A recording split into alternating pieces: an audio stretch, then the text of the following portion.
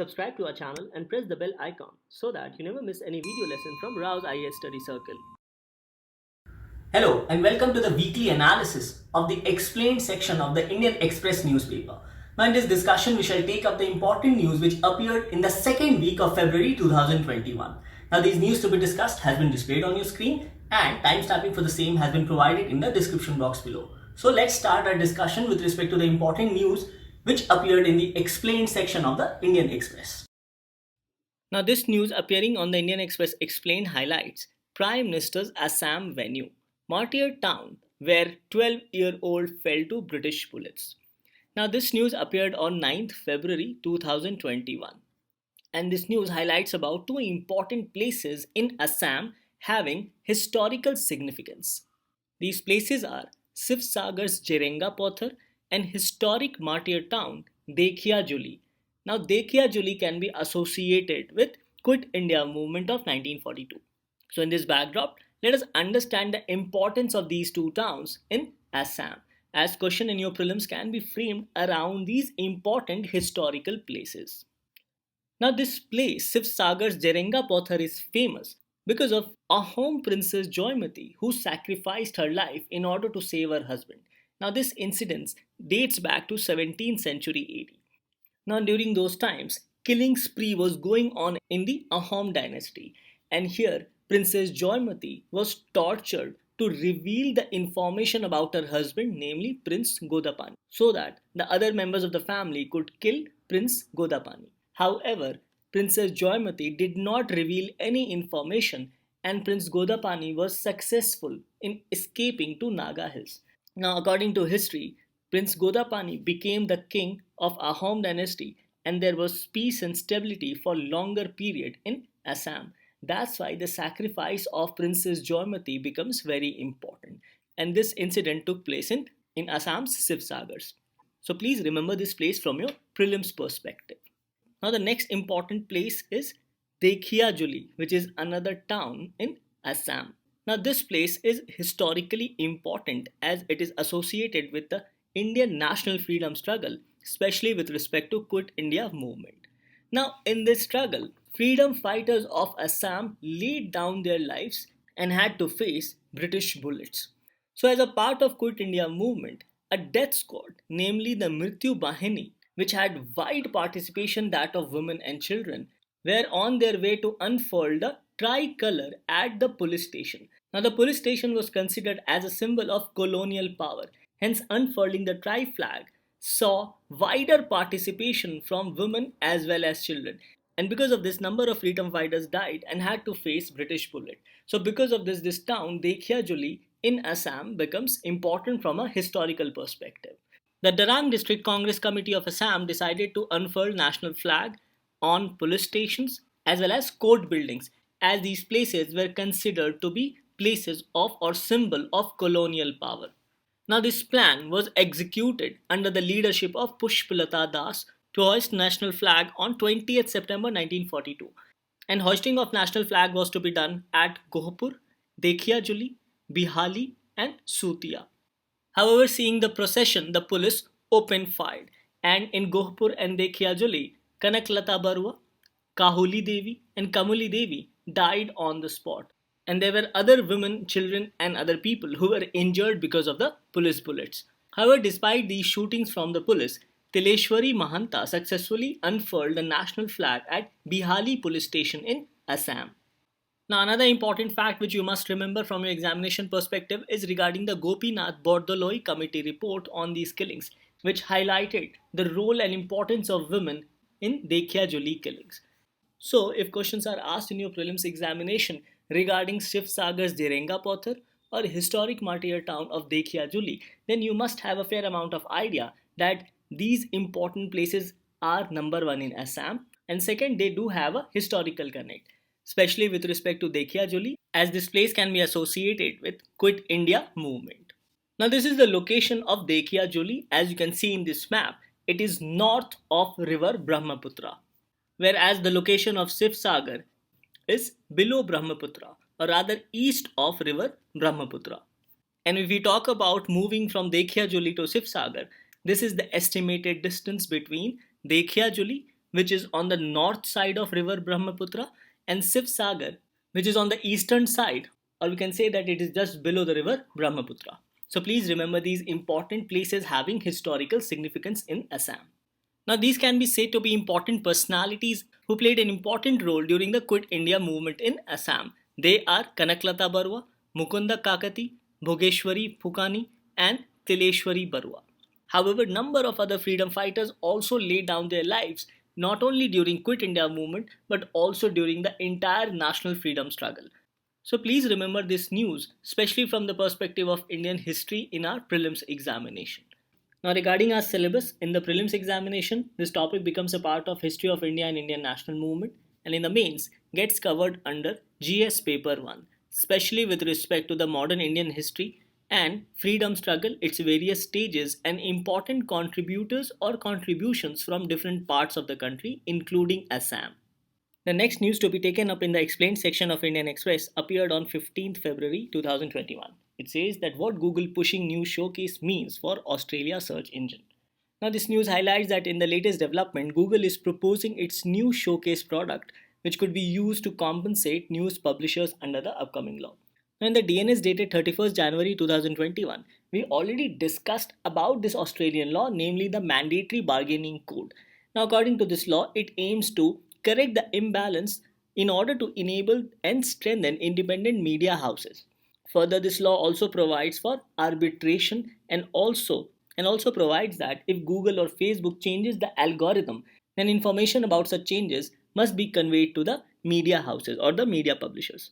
Now, based on this aspect, there was a tiff going on between Google and Australian government, as Australian government was not willing to take a stand down and Google threatened to leave Australia. So it is in this backdrop, let us understand about this new product of Google, that is News Showcase. Now this news becomes important because we have seen that Google has taken this step particularly for the Australian government. Now slowly this aspect of paying news publishers online can also reach Indian shows. So on this context, let us understand what this new product of Google, that is News Showcase, proposes. So overall, the News Showcase aims to compensate news publishers under the new Australian law. And it is here where Google has said that their News Showcase product will be subject to Australian News Media Bargaining Code. Now, News Showcase is a licensing deal from Google which includes different publications. So Google basically signs a licensing deals with different publishing houses, and it includes certain national and regional newspapers. Now, the content from these publications or these regional or national newspapers will be added to Google News and Discover feed of Google, and it will also appear on Google search application. Now, these participating publications, that is, these regional or national newspapers, will also get monthly payments from Google for their curated article. So, News Showcase allows publishers an opportunity to monetize their traffic through advertisements or subscription. And this new product, Google Showcase, will be available on mobile, Android, and also on iOS. So the question which comes into mind is that why is Google pushing for this new product, namely the News Showcase? So here, what you need to understand is that Australia has been stern on their stand and will present the law very soon in the parliament. So Google is trying to find a middle ground in the market. Now the reason is why Google is willing to bargain through News Showcase is the fact that both Microsoft and Rupert Murdoch has supported Australian media bargaining law. So Google understands that if they leave Australia, then Microsoft and Rupert Murdoch company are there to fill up Google's shoes. So that is why Google is trying to find a middle ground in the market. As according to Google, this model, that is the News Showcase model, best supports public interest journalism, and Google intends to add more publishers to News Showcase. So basically, Google is trying to find the middle path. Now, another reason is that leaving a democratic market will not be in Google's business interest. And as already stated, that Google's rival, namely Microsoft and Rupert Murdoch company, have not only supported Australian media bargaining law, but eventually might fill up Google's shoes in case they leave Australia. Now, regarding this new model of Google, namely the News Showcase, Google has also signed agreement in France with APIG. Now, APIG is a lobbying group in France which represents major French publications. Now, according to the framework agreement between Google and APIG, Google will pay $22 million per year for 3 years. So, this amounts to Google paying $66 million. Now, there is another set of agreement between Google and APIG. And according to this set of agreement, it is mainly a settlement agreement in which Google agrees to pay another $10 million to APIG. So the total deal is worth $76 million. And this extra $10 million which Google will pay to APIG is or will be in exchange for the group not to sue over copyright claim for the next 3 years. Now, based on this agreement between Google and APIG in France, AFP and other news agencies which do not represent interest under APIG are not happy since they are not part of the agreement, and they also plan to sue Google. Now, as a UPSC aspirant, you must know about this new Google product, namely the News Showcase, and the fact that Google is entering into agreement with different news publishers in different countries. For example, they have entered into an agreement worth $76 million in France with a publisher group, namely APIG. So, in your prelims examination, questions on News Showcase can be asked, and in that case, you must know what is this News Showcase, and it is a latest product by Google. From my examination perspective, this topic gets covered under current events of international importance in the preliminary examination, and in the mains gets covered under GS paper 3. Now, the next article taken in the Express appeared on 9th February 2021. The news said, a Lingayat subsect's quota demand, context, implications. Now, this news highlights that Lingayats are a dominant community who make up nearly 17% of Karnataka's 6 crore population. The community can determine the outcome of polls in as many as 90 to 100 of the state's 224 assembly constituencies. So, in this analysis, let us understand about this demand of the Lingayat community in Karnataka and also understand about the Lingayat community, as this topic becomes important primarily from the perspective of history and culture. So, we have seen that 17% of Karnataka's 6 crore population comprises of Lingayats, and hence, if their demands are not met, then it might have electoral repercussions. Now, keeping the politics aside, let us understand about the demand from the perspective of Indian polity first. So, regarding this demand, the first thing which we need to understand is that there are a number of subsects within the Lingayat community. And one of the subsect of the Lingayat has demanded for inclusion of a large Lingayat subsect which comprises of nearly 70% of the Lingayat community to get the OBC quota category within the state list. That is, they are demanding 15% reservation within the state OBC category so that they can avail reservation with respect to government jobs and also with respect to education. Now, before going into the specifics of the demands, let us go through some of the important highlights about Lingayats first. Now, primarily, they are Lord Shiva worshippers. However, they believe in the concept of Ishtalinga. Now, Ishtalinga among Lingayats represents a distinct religious practice. It's a symbolic representation of formless God represented through a guru. And with respect to Lingayatism, Linga is tied to the body and needs to be worshipped every day. So, Lingayats are primarily Lord Shiva worshippers who believe in the concept of Ishtalinga. Now, they have been classified as subcaste of Hindus, namely Veerashaiva Lingayats. And the Lingayats are followers of the 12th century philosopher Saint Basavanna.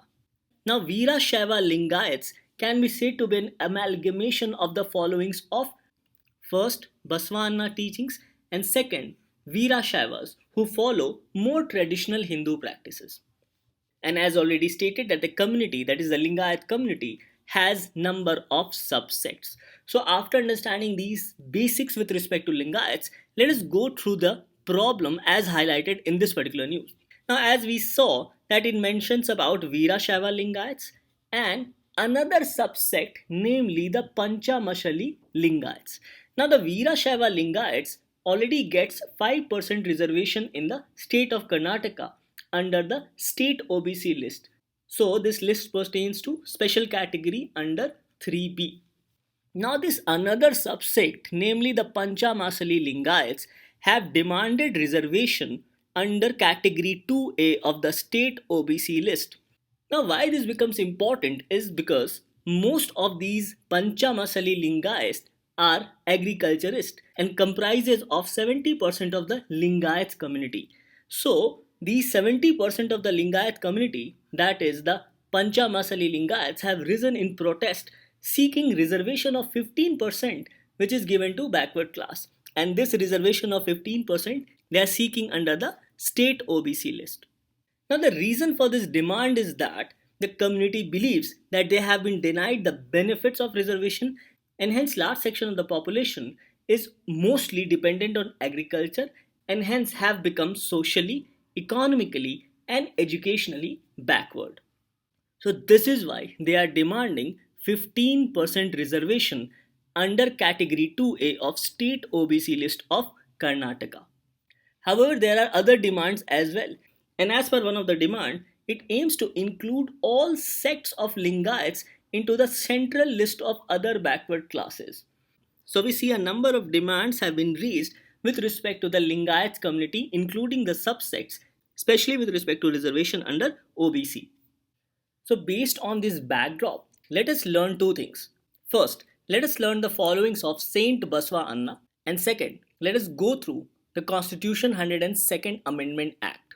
Now, regarding important teachings of Baswa Anna, he challenged the domination of society and raised voices against caste system, untouchability, gender inequality, Vedic supremacy, and ritualistic worship. And Baswa Anna emphasized on human freedom, equality, rationality, and the concept of brotherhood.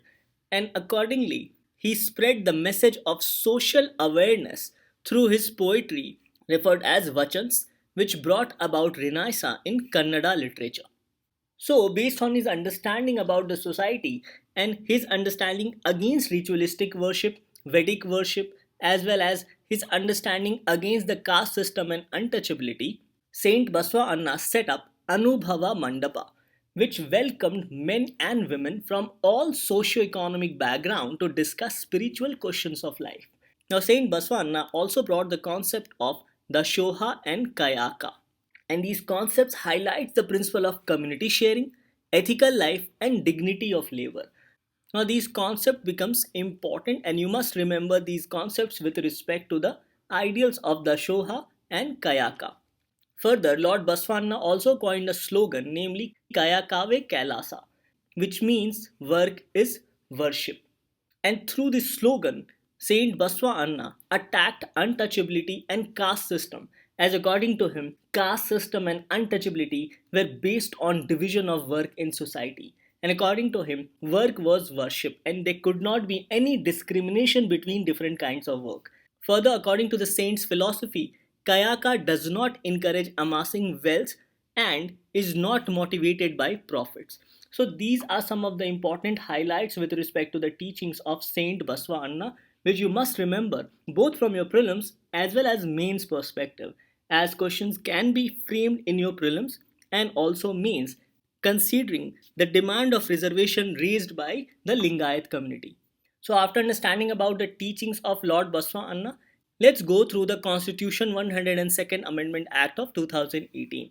Now, this amendment provided for insertion of Article 338B and Article 342A. Now, according to Article 338B, it established the National Commission for Backward Classes. As the website of the ministry says, that National Commission for Backward Classes, a constitutional body under Article 338B of the Constitution of India, under Ministry of Social Justice and Empowerment. And the National Commission for Backward Classes comprises of a chairperson, vice chairperson, and 3 other members. And these constitutional office holders shall be appointed by the President of India by warrant under his hand and seal.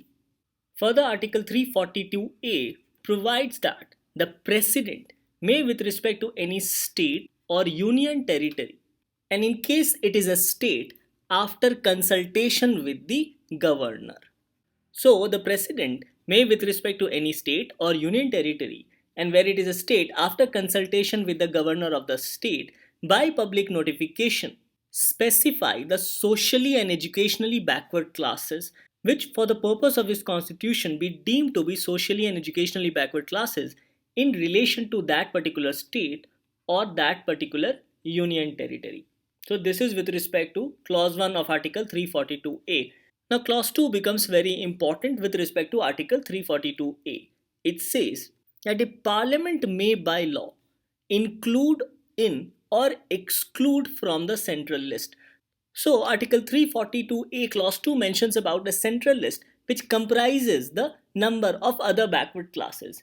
And it says that the Parliament may by law either include any OBC or exclude any OBC from the central list of socially and educationally backward classes specified in a notification issued by the President under Clause 1 of Article 342A.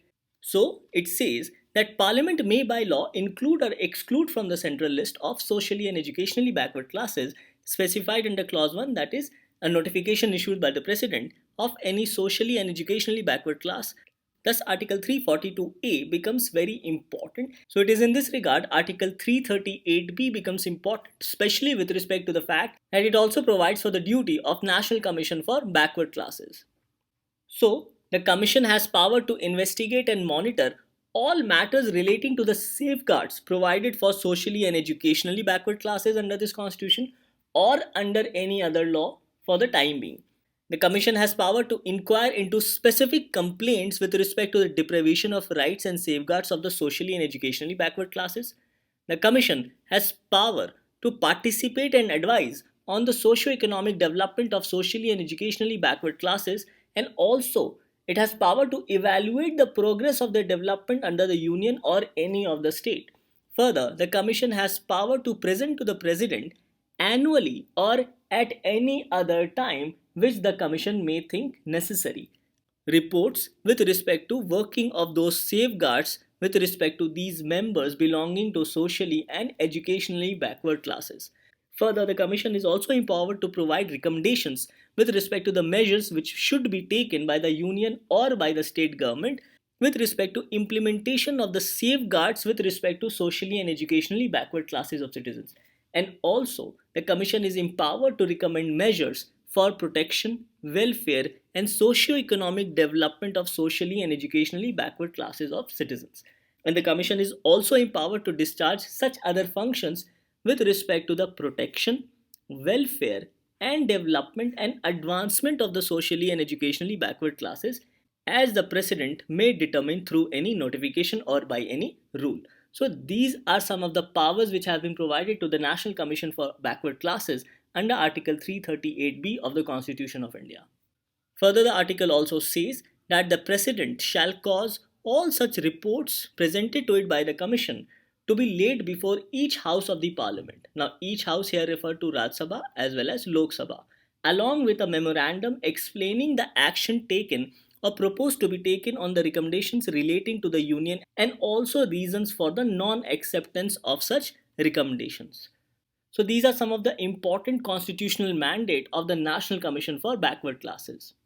And as already mentioned, that Article 338B and 342A were introduced in the Indian Constitution through the Constitution 102nd Amendment Act of 2018. So, all these information becomes important from your prelims as well as from your mains point of view. Now, this topic becomes important both from the perspective of prelims and mains examination. In the prelims, this topic gets covered under history and culture as well as Indian polity and governance and constitution. And in the mains gets covered under GS paper 1 and GS paper 2. Under GS paper 1 under Indian culture and salient features of Indian society and diversity of India, and in GS paper 2 especially with respect to important features of the Indian constitution and also appointment to various constitutional posts and responsibilities of various constitutional bodies. So after this discussion, let's take up the next news appearing in the explained section of the Indian Express. Now the next news to be discussed appeared in the explained section on 15th February 2021. It said glacial lakes, risks and solutions. The flash floods in Uttarakhand underline the risk. One of India's leading glaciologists discusses ways to assess and minimize this. So this news highlights about the reasons and also solutions with respect to glacial lake outburst floods, also referred as GLOF. So let us understand the backdrop to this entire situation. So the question remained that what triggered the floods? Very simply, heavy snowfall followed by the weather suddenly becoming warmer. And this warm weather resulted in melting of snow. And this melting of snow triggered an avalanche. And this avalanche caused the flash floods. So we see that heavy snowfall accompanied by the weather suddenly becoming warmer, which effectively resulted in melting of snow, which triggered an avalanche, and this avalanche resulted in flash floods. So the question remains as to why an avalanche triggered flash floods. So for this, let us understand the constituents of a glacier first. Now, the key input for a glacier includes precipitation, and this precipitation includes solid precipitation in the form of snow, hail, and freezing rain, along with normal rain, which further freezes because of extremely low temperature. So, this precipitation further results in accumulation of snow in a particular place. And accumulation of snow is further aided or added by wind blown snow, avalanche, and hoarfrost, which is weathery frost, as you can see in these two pictures. So these inputs together makes up the surface accumulation on a glacier. So here let us also understand about glaciers. So according to NCERT, glaciers refers to masses of ice moving as sheets over the land. Now this includes continental glacier or Piedmont glacier if a vast sheet of ice is spread over the plains at the foot of the mountains, or as linear flows down the slopes of mountain in broad tuff-like valleys, that is mountain and valley glaciers. So all these are known as glaciers, and it says that the movement of glaciers is slow unlike water flow. Another aspect highlighted about glacier is that the movement could be few centimeters to a few meters a day or even less or more. And glaciers move basically because of the force of gravity. So these are some of the important points which you must know regarding glaciers, especially from NCERT. With respect to glacier, it also comprises of certain parts of rock or debris. So this is where the problem arises. It says that most of the glaciers contains large amount of debris. Now these debris includes rock and sediment debris, which often covers part of or all of glacier's surface. So the question remains as to is there any relation between debris on a glacier and glacial melt. Now I've taken this graph from a study which was conducted with respect to Antarctic glaciers. As you can see in this graph, it simply highlights that debris thickness decreases glacial melt. Now this becomes a very important aspect because when temperature increases, snow melts leaving debris behind. And the news in the explained section highlights that debris aids in formation of lakes. So it is here where the formation of lakes with respect to an avalanche becomes important. Now before moving further, let us also understand about moraines as they play an important role in the formation of glacial lakes outburst flood. Now it says that moraines are accumulation of dirt and rocks that have fallen onto the glacier surface or have been pushed along by the glacier as it moves. It further says that the dirt and rocks composing moraines can range its size from powdery silt to large rocks and boulders. So these dirt and rocks vary in size. It further says that a receding glacier can leave behind moraines that are visible long after the glacier retreats. So effectively, we are seeing the debris or the dirts and rocks which falls onto the glacier as it moves or which have been pushed along by the glacier as the glacier retreats slowly. And these moraines play an important part in the formation of glacial lake outburst floods. So as we have discussed, the glacial retreat leads to formation of these moraines. So what happens is that once glacier moves along its way, then it leaves behind certain void area, and these void areas are filled with water, and thereby lakes are formed. And such lakes are further filled by unstable pile of debris and buried ice which comprises the moraines. So once a lake has been formed, glacial warming in the upper reaches of mountains leads to further accumulation of water in the lakes, and the accumulation of water in the lake is also aided by accumulation of debris surrounding the lakes. And this debris surrounding the lakes, because of glacial retreat or glacial melt, which results in the formation of unstable moraine turned lakes. So because of continuous glacial melt, it results in accumulation of these debris in these lakes.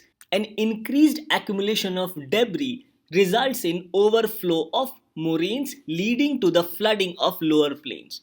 So these terminal moraines, which is an accumulation of debris, acts as a dam.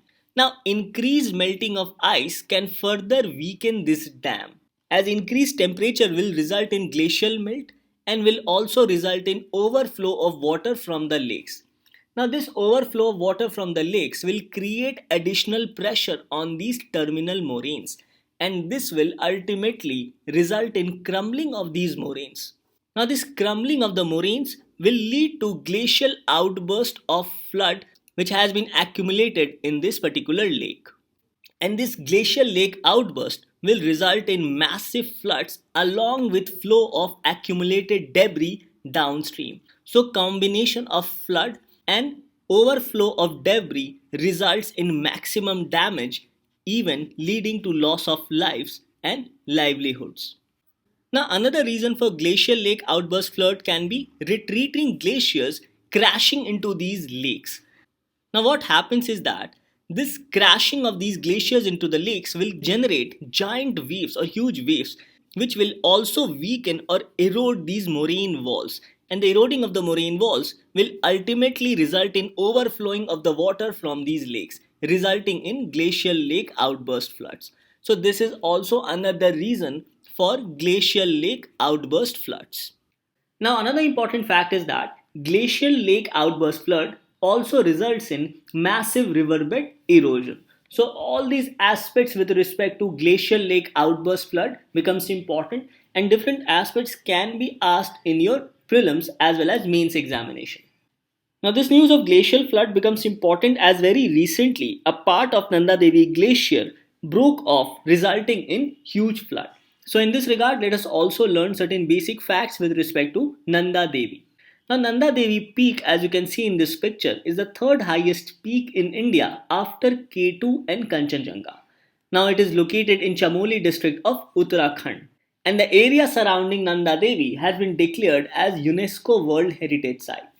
Now, this area comprises of Nanda Devi Biosphere Reserve, Nanda Devi National Park, and within the Nanda Devi National Park lies the Nanda Devi Sanctuary and Valley of Flowers, as you can see. So, these are some of the important facts which becomes important from your prelims point of view. Now, this topic becomes important primarily from the perspective of environment, especially general issues on environmental ecology, biodiversity, and climate change in your prelims examination. And in the mains, this topic gets covered under GS paper 3, especially with respect to conservation, environmental pollution and degradation, and also environmental impact assessment. Thus, this news on glacial lake outburst floods regarding the recent flood which took place because of breaking of the glacier of Nanda Devi becomes very important from our examination point of view. With this, let's move to the next news. Now let's take up the next news which appeared in the explained section of the Indian Express dated 11th February 2021. Now the news said that move to privatize banks. Why the proposal? What are the concerns? The budget proposes to privatize two PSU banks this financial year. However, the finance ministry so far has not disclosed which banks. It further says that why was the need felt 51 years after nationalization of government owned banks. Now, a look at the banking sector's concerns and moves to address them. So, primarily, this news mentions about two aspects. Number one, privatization of two public sector banks and also of one general insurance company. And second is with respect to strategic sale or disinvestment of banking companies, of government banks, government insurance companies, and financial services. Now, regarding the privatization of two public sector banks, so far the government has not finalized which two banks. So, here, these two banks of the government will be selected through a process in which Niti Aayog will make its own recommendations. And the recommendations of Niti Aayog will be then considered by a core group of secretaries and also group of ministers with respect to finalizing which two banks to be privatized. And once the government is sure about privatization of two banks, then the government in future may go for more privatization of banks, say 2 to 3 more public sector banks. So the question arises as to why the government is going for privatization of public sector banks. That is, what is the need? So here the news highlights that years of reforms in the banking sector has not helped in improving the liquidity condition of financial sector including public sector banks. And because of this, many public sector banks are constantly on support of government's liquidity. Now this means that the government constantly provides them money or liquidity so that these public sector banks can run their operations smoothly. Now, another problem is that most of these public sector banks have higher level of stressed assets and NPAs, that is non-performing assets, as compared to private banks. So this becomes another very strong reason why the government is planning to go for privatization of these public sector banks. Further, the news says that most of the public sector banks have been impacted with respect to their profitability, market capitalization, and ability to pay dividends. And because of this, most of the public sector banks are running in losses. Now, the government believes that, especially after COVID, most of the public sector banks will report an increase in their non performing assets and also losses with respect to their loans. So, this is also one of the reasons why the government is looking forward to privatize these national banks. And as per RBI's financial stability report, gross NPA ratio of all banks may increase from 7.5% in September 2020 to 13.5% in September 2021. So it basically means the non-performing assets will increase. That is, the loans which are provided by banks will not be paid back. And because of this, government will have to constantly provide liquidity support, or in other terms, money, to these PSBs so that they can continue functioning. So it says that the government will again and again need to inject money or liquidity in these public sector banks. Now, the news provides about certain statistics. It says in September 2019, the government provided for rupees 70,000 crores to these public sector banks. Now, further, through recapitalization bonds, government also provided another set of money, namely rupees 80,000 crore in the financial year 2018 and rupees 1.06 lakh crores in the financial year 2019. And these recapitalization bonds were basically provided to these PSBs or public sector banks so that they can function smoothly. So here let us understand the role of recapitalization bonds with respect to smooth functioning of public sector banks. Now the term recapitalization means giving equity money to cover debt of an equity. So in order to cover the debts of this particular entity, the government provides equity in order to cover these debts. So it says that in case of public sector banks, their NPAs or debts will be replaced by equity capital from recapitalization by the government. So basically the government recapitalized the debts or losses of public sector banks. And this amount is proving a heavy burden on the government treasury. So the government obtained money through these recapitalization bonds. So it says that money obtained from the sale of the bonds will be injected into the PSB as government equity funding. Thus, recapitalization bonds are dedicated bonds to be issued at the behest of the government for recapitalizing the trouble-hit public sector banks. So what appears here is that the government does not want to issue recapitalization bond again and again, as it proves to be a heavy burden on government's expenditure. So the government plans to privatize these two public sector banks. So the question remains as to how will privatization of these public sector banks help the government. First, it will free the government from responsibilities to maintain these public sector banks, which is incurring losses every year. Since the government will be free from its responsibilities to maintain these public sector banks, hence the government need not provide additional funds so that these PSB continue functioning. Now, once government is free from the responsibility to maintain these PSB, government can then focus to strengthen the strong public sector banks, as this process will also help in reducing the number of PSBs in India. So these can be said to be some of the benefits with respect to privatization of banks, especially for the government. So let us wait for the final process to be completed so that we can know that which two public sector banks are privatized by the government.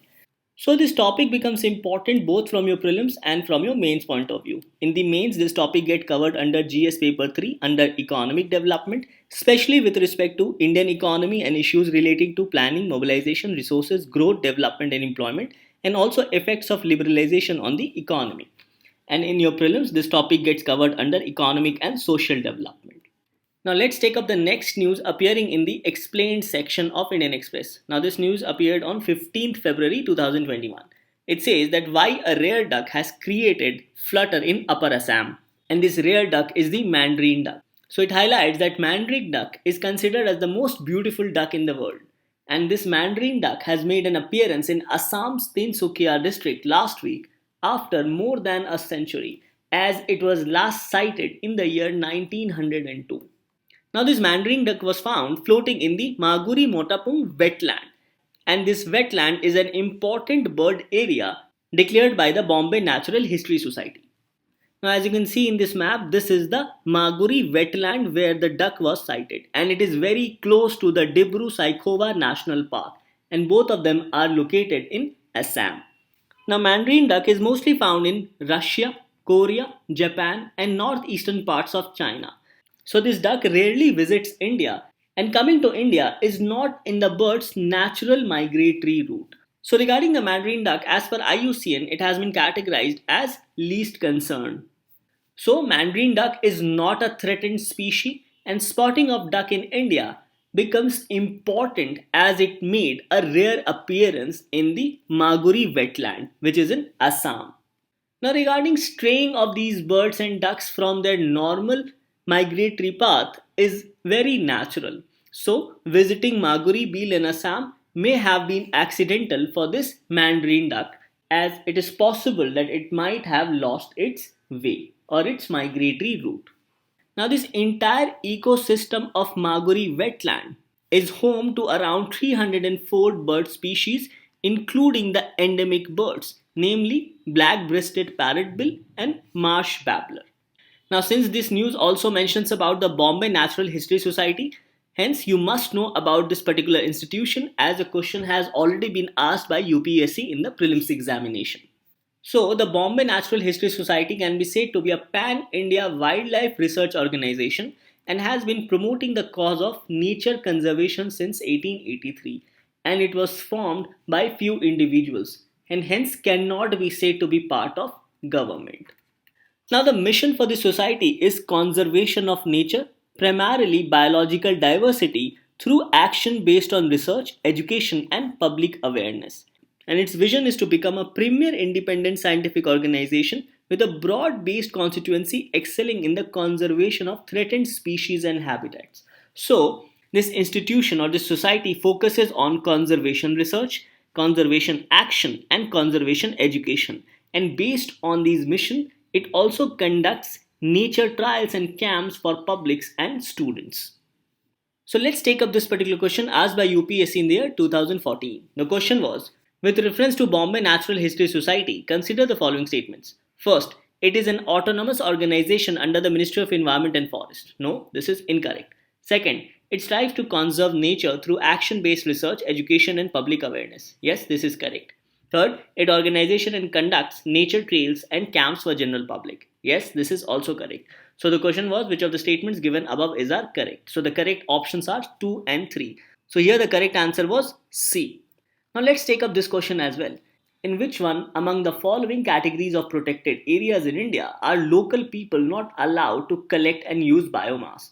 Options were A. Biosphere reserves, B. National parks, C. Wetlands declared under Ramsar Convention, and D. Wildlife sanctuaries. In this, the correct answer was B, that is national parks. Now, what you can do is to write in the comment section as to why national park is the correct answer to this particular question asked in 2012. So this particular news with respect to Mandarin duck becomes important from the perspective of environment. And since this is a rare sighting, hence you can expect a question in the prelims examination of 2021. Now regarding your syllabus, in the prelims, this topic gets covered under general issues on environmental ecology, biodiversity and climate change. And in the mains, this topic gets covered under GS paper 3 with respect to environment. So with this, we come to an end for the discussion of the explained section of the Indian Express newspaper, which appeared in the second week of February 2021. Thank you.